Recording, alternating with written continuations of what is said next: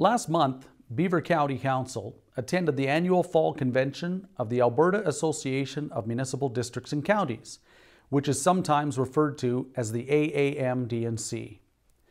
It was an opportunity for us to hear from the province on a number of concerns and to network with fellow councillors from other municipalities.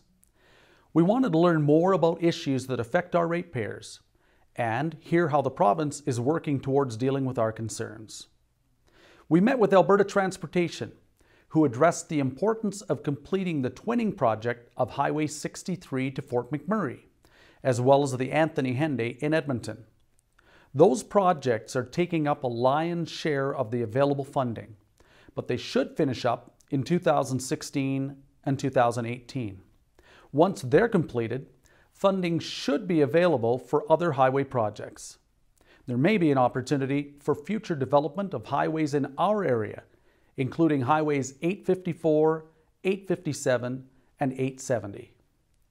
We also raised our concerns with the current livestock predation issues faced in the Cooking Lake Blackfoot grazing area in the northwest region of our county. The Blackfoot Grazing Association reported losing 29 animals this year, which is a substantial spike.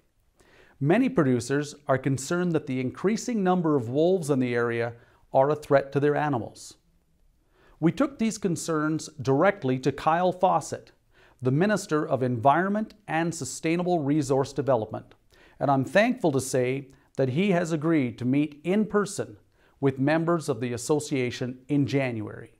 We look forward to that meeting. Beaver County Council continues to advocate to the province on behalf of you, our ratepayers, and we will continue to keep you updated.